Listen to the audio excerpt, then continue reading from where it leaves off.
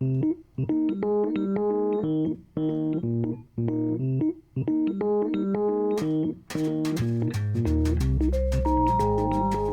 welcome back to the Claremont Review of Books Close Read podcast. It's a pleasure to have you all with us over the airwaves once again. We are here again working on our Volume 20, Issue 2 of the CRB, which we've been unpacking. We had a chat with Dr. Charles Kessler about the issue as a whole. And it's now my distinct pleasure to welcome into the virtual studio. We're still on coronavirus remote lockdown, but we virtually welcoming Professor David Azerrad, who's assistant professor of government and a research fellow at Hillsdale's Washington, D.C. campus. Before that, he worked for the Heritage Foundation. He's taught at the American University and the University of Dallas as well. David, it's great to have you on the show. Welcome.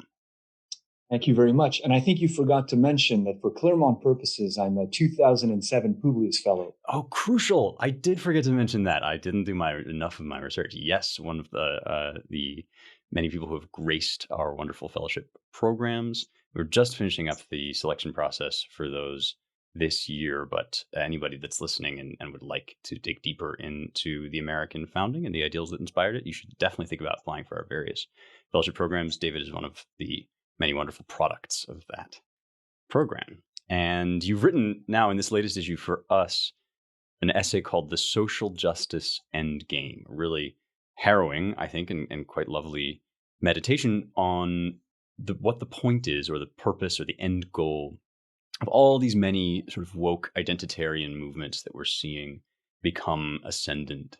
Especially, I think, before coronavirus swept through. Now coronavirus has kind of taken center stage in every conversation, but these social justice warriors are not going away. They haven't gone away.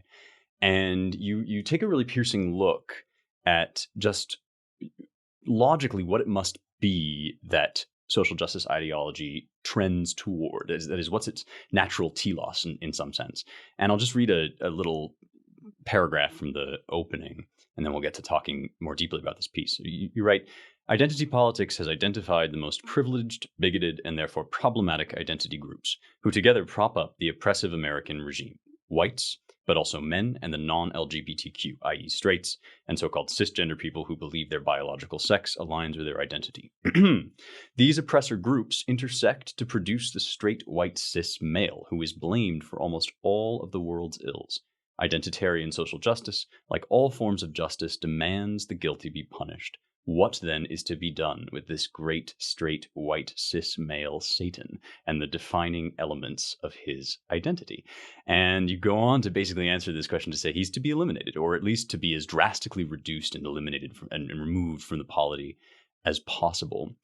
The first question that I want to ask of you is, to what extent do you think that goal of removing straightness, whiteness, and maleness from the American population is explicit in the minds of people like Ibram X. Kendi, whom you cite at length, these kind of very far radical progressives? Is this something that you are discerning in their work that they may not be fully conscious of, or do they know that this is what they're up to? That's an excellent question, Spencer, and I think it gets to the heart of the matter. I would say that there's a handful of outliers who have no what I would call kumbaya fluff rhetoric of one day we're all going to get along. The most prominent one is Ta-Nehisi Coates. There's a couple of passages in his writings where he comes close to giving you the false hope that we can somehow heal our racial wounds. But he's pretty consistent and careful to not have that be present and to really convey a bleak message of permanent racial conflict. He's an outlier, though. I find that most of them generally proceed along the following lines. You begin with the hysterical claims about the systemic, horrendous racism, sexism, homophobia. You deny that any progress has been made. So for them, it seems to be that the quantity of bigotry is fixed in America. And when you deny it an outlet in a certain area, for example, by passing the 64 Civil Rights Act or the Equal Pay Act in 1963, it just finds a different way to express itself. So they kind of have a view of one step forward, one step back. They're really adamant that you reject any soothing tales of progress when it comes to racial, sexual, homophobic oppression. They then put forward a pretty hard-line agenda that goes after the bad people who are propping up the system. And then comes the cherry on the sundae. Mm.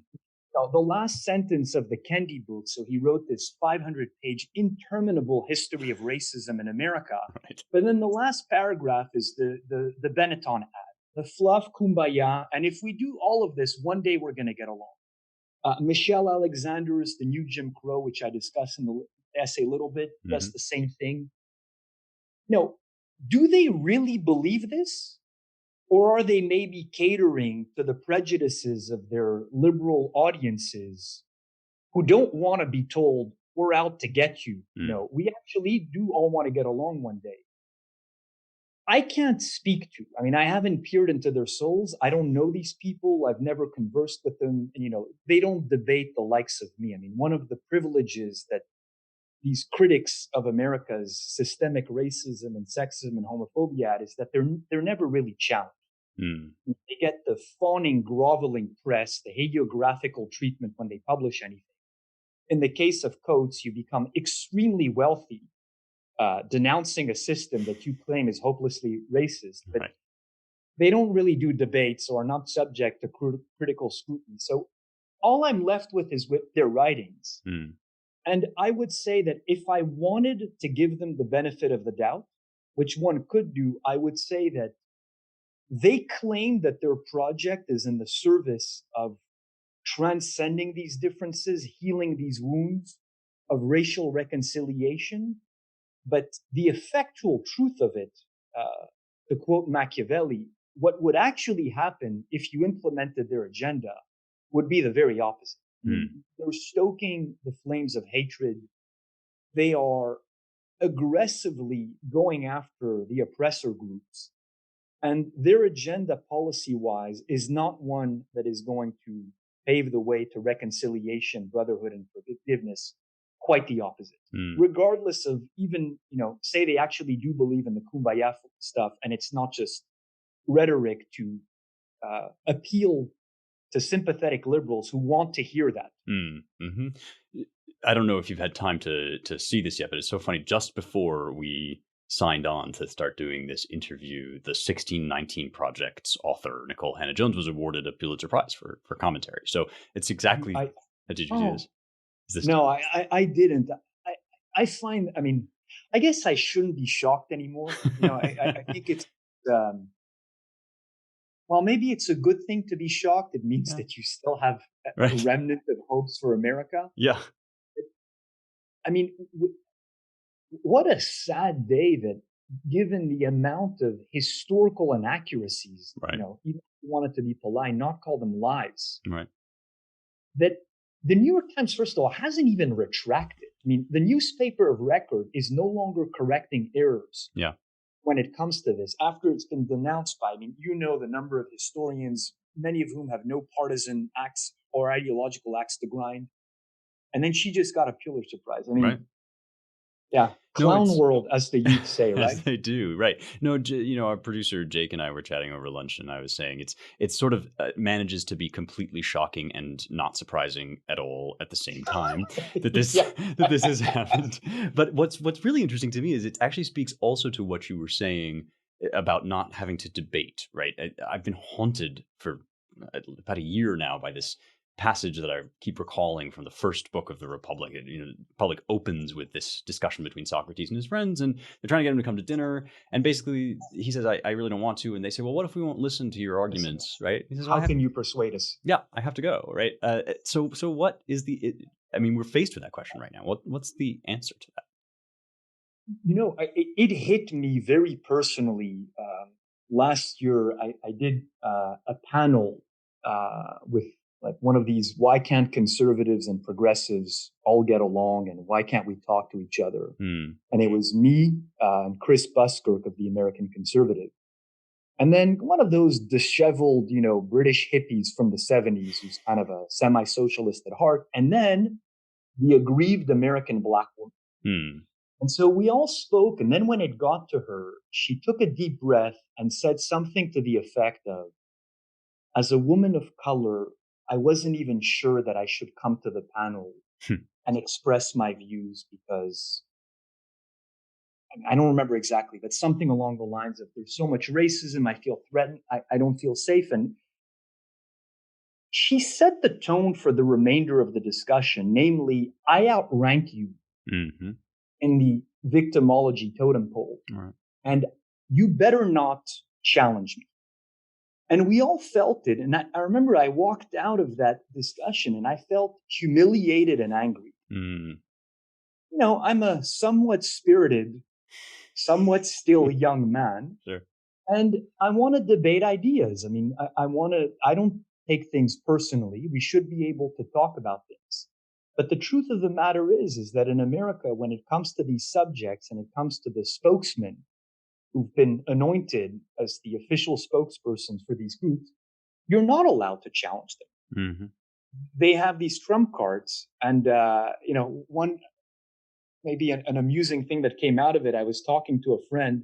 And so my father is a Sephardic Jew from Morocco. Mm. He said, well, you should have played your own aggrieved card and called yourself an Afro-Semite and prefaced all your lines with, as an Afro-Semite, I believe that. But that's what ends up happening. I mean, once you bust out that card, you signal to everyone else that they can't really challenge you, and that if they do, you'll accuse them of, racism, sexism, of. I mean, you know, we all know the drill. I mean, you brought up Socrates. I just shared the essay this morning with one of my friends, and he said, how sad to think that if Socrates were around today and he wanted to challenge these people, they would just silence him by calling him a racist or a sexist or a homophobe. Mm. So I don't know the way. I mean, one way around it is to display courage and to challenge their arguments in a polite but firm way. Yeah.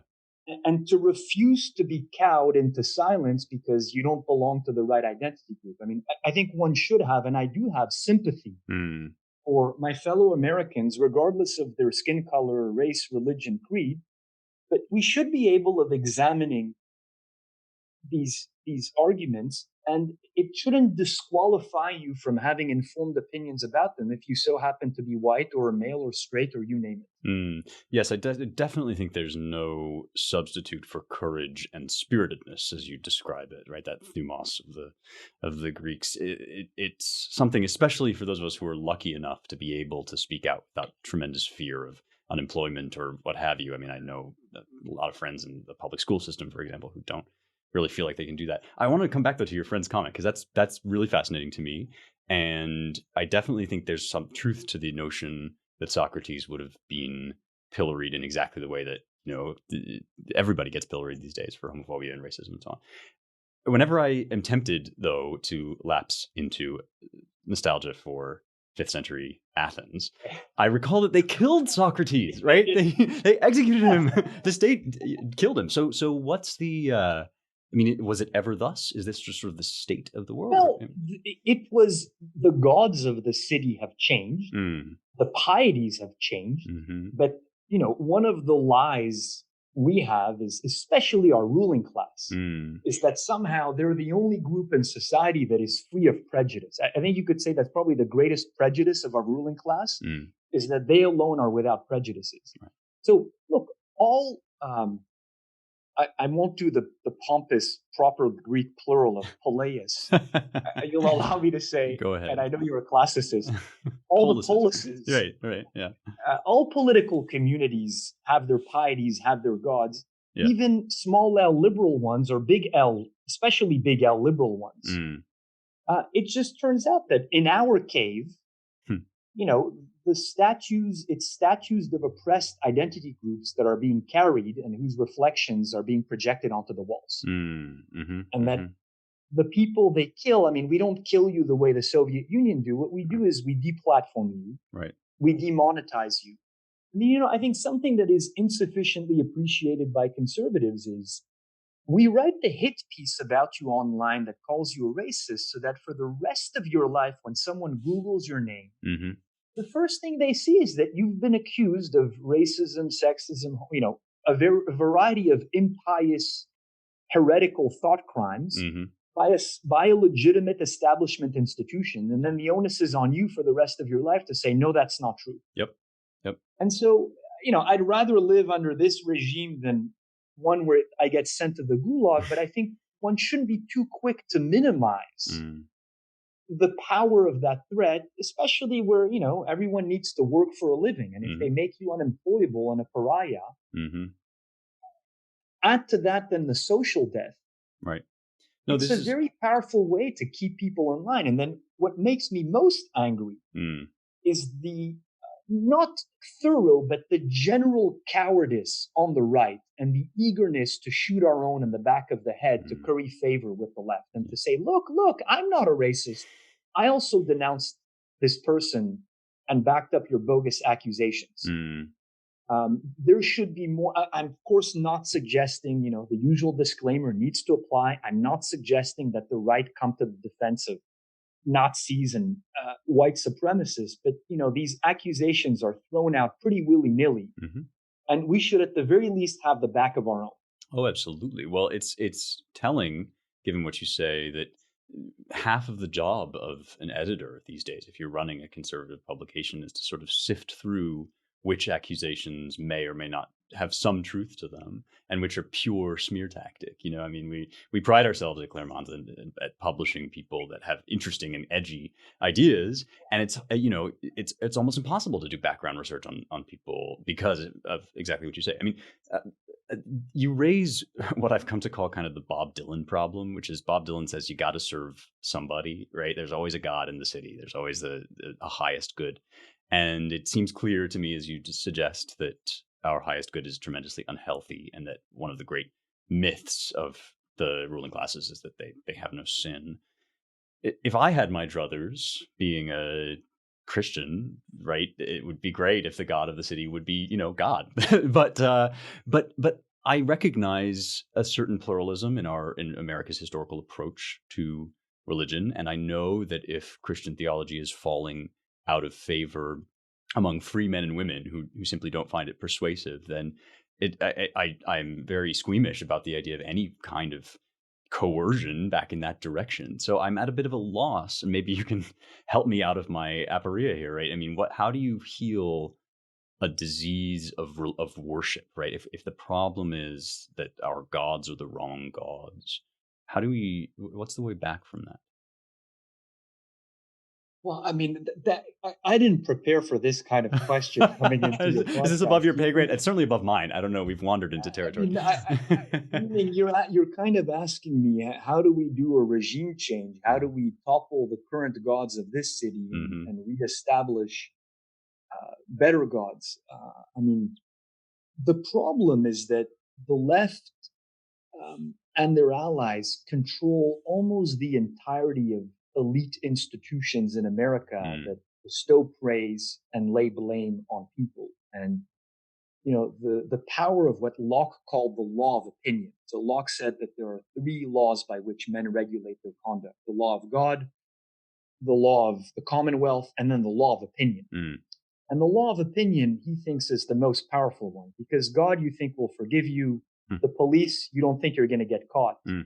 But to curry disfavor with public opinion, to become a pariah, is something that very few people have the internal fortitude to withstand. And so for all that the right has done in America, it has not succeeded in dislodging the authoritative moral framework of the left that is ensconced in all of the elite institutions. And if you want to climb the ladder in America, the corporate ladder, the social ladder, the cultural ladder, the literary ladder, like even the military ladder, you either are a woke foot soldier who actually believes this, or you shut up and you mouth the pieties because you want to give the sense that, I'm one of yours. The famous Václav Havel's Green Grocer, who puts up a Workers of the World Unite sign outside of his grocery store, not because he believes in communism, but because he wants to be left alone. Right. And so what the right needs is not just ideas, but you need institutions. Right. You need major institutional power to make certain ideas respectable, and then conversely make some of their ideas no longer respectable. Well, it strikes me that you are currently installed at just one such institution. I mean, I was reflecting before I called you up that Hillsdale is a place where you might be well situated to take the pulse of these kinds of efforts. How well do you think it's going? And do you talk with your students about these kinds of issues? What's their attitude? I mean, I think the world of Hillsdale. I mean, let me put it this way: I objectively think the world of Hillsdale, and then on top of that, my opinion of Hillsdale is heightened by how how dim of a view I take of American higher education in Right. terms of its utter and complete corruption. I'm, when I travel abroad and I talk to foreigners, and they look up to our universities Mm, because they're old, they're prestigious. Sometimes in the STEMs, they deliver good things. I tell them, I mean, do you realize how corrupt these institutions are? mm, They don't admit on the basis of merit, right? They admit mm, on the basis of, did your parents go there? Do your grandparents donate? Do you row? Are you black?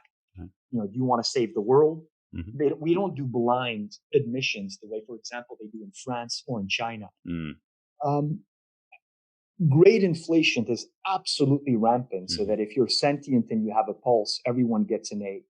The curricula has been completely hollowed out. I mm, used to work for the American Council of Trustees and Alumni. We had done a study on Shakespeare requirements for English majors at America's leading universities. mm. I think we found something like 2 or 3 out of 50 required one class on Shakespeare of their English majors. Right. Right. Um, the professors are doing, I mean, again, with the exception of the hard sciences, I mean, the research they're doing is either completely useless Right. and bogus and not replicable in the social sciences, or outright harming the country by making America unlovable and making citizens unpatriotic. So, you know, Hillsdale is an objectively good school, Mm, but then compared to the rest of them, it shines even more. sure. In the classroom, I try to keep my politics out of the classroom as much as possible. I never Hmm. liked professors who use the classroom as their soapbox. Right.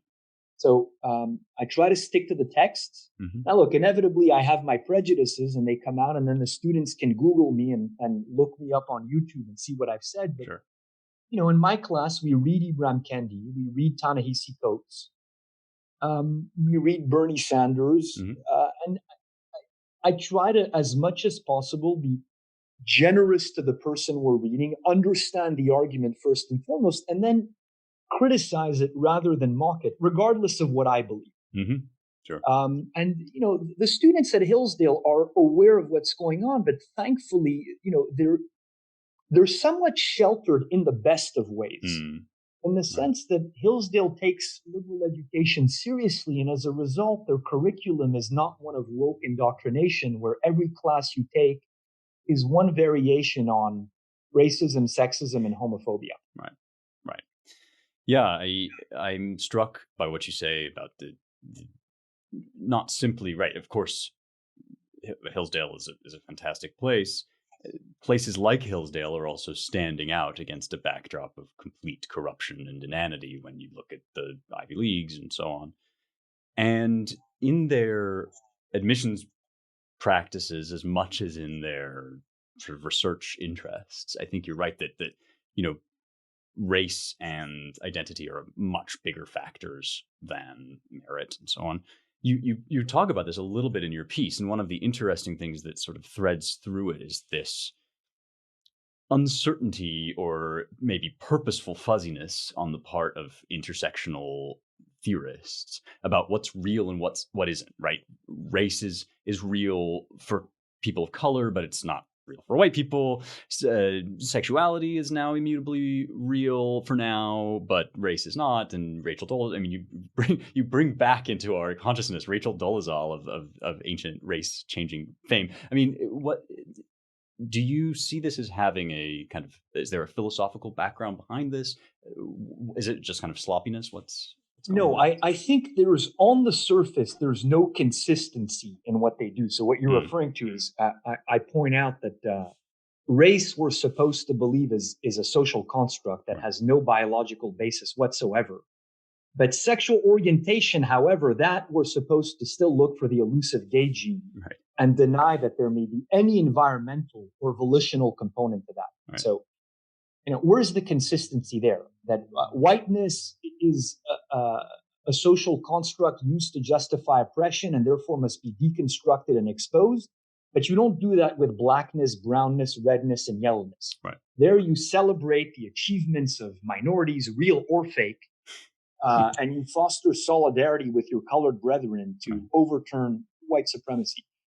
The only consistency I can find Mm, is the underlying animating ruling passion of hatred mm, for straights, whites, men, and in particular straight white men. I mean, I think that's the ruling passion of the movement. mhm, And then the policies and the positions are crafted ad hoc in right. terms of whatever is useful to go after the bad guys. That's perhaps the biggest lie of identity politics is that it's not about love, Mm, it's about hate. right, right, But they do a good job, as I said, of doing the fluff kumbaya rhetoric on the surface, right. and actually claiming the mantle of justice and of love and calling everyone who disagrees with them hateful and a racist. So one of the Mm, most pernicious thing that Kendi does. So Kendi is this, kind of the beta version of Coates, and Coates himself was the beta version of Derek Bell. So at mhm, this point, you're at the prose is even worse. The arguments are even sloppier. right. But it's the same kind of argument. He's a professor at American University, the founding director of the Center for the Study of Anti-Racism, who wrote this, like I said, interminable history of racism in America. Um, his position is that you're either a racist or an anti-racist, Mhm, and he claims the mantle of anti-racism, right, and therefore says pretty explicitly, anyone who disagrees with me is a racist. right, right. And seeing that race being called a racist is the equivalent of being called an atheist in the Middle Ages, Mm, i.e., that's what makes you completely unacceptable and your views dismissed, he's in effect saying you're not allowed to disagree with me. And so, by his own standards, I mean, he doesn't have the chutzpah hmm, to come out and say that MLK and Barack Obama are racists, mm, but by his own standards, they are racist because they don't embrace his full program, which, you know, the most shocking thing I've learned in trying to read these people to figure out what is it that they actually want mm, is Kendi's proposal for a Department of Anti-Racism. And I rarely use the term tyranny mm, because I find that on the right, especially fundraising letters from conservative organizations, this term gets tossed around pretty lightly that everything is tyrannical. right. But Kendi's is the most tyrannical proposal I've ever seen. Mm, He wants to create a department of racism, anti-racism, that would first of all be permanently funded mhm, and have no political appointees. right. So it exists independently of the political process, the appropriation process, elections, you name it. Right. And then its mission is, on the one hand, to aggressively investigate conscious and unconscious discrimination. Yep. So it gets complete jurisdiction over the minds of citizens. Yeah. And then also to equalize wealth and power between black and white neighborhoods. Right. So expropriation. And then he published a little piece for Politico in which he fleshed out the proposal. He wants this department to have pre-clearance power for all laws proposed at the local, state, and national level Hmm, to ensure that they're not racist, according to his definition of anti-racism. And I mean, look, that is not going to happen right. anytime soon, and in all likelihood ever. But it is a nakedly tyrannical proposal. And what's really disheartening is I can count on the fingers of one hand the people who've called him out for it. Right. And instead, he got a National Book Prize for that book. Right. And is, an academic superstar. Yeah. And then, so. Well, to my great regret, we're going to have to wrap up, and especially on that rather bleak note. But I'll say once again that the piece is called "The Social Justice Endgame." It's by David Azerrad. You can find it on our website at ClaremontReviewOfBooks.com, or if you are a subscriber, which you absolutely should be. If you're not, what's wrong with you? Then you can find it in the print version, which will have arrived on your doorstep. Thank you all very much for listening, and thank you so much, David, for coming on. It's been great to talk to you. Thank you. Cheers. Thank you so much for listening to this episode of the Claremont Review of Books podcast. I'm your host, Assistant Editor Spencer Clavin. The podcast is produced by Jake Gannon. The Claremont Review of Books is published by Ryan Williams and edited by Charles Kessler. For more great Claremont content, you can go to www.claremontreviewofbooks.com or www.americanmind.org. See you next time.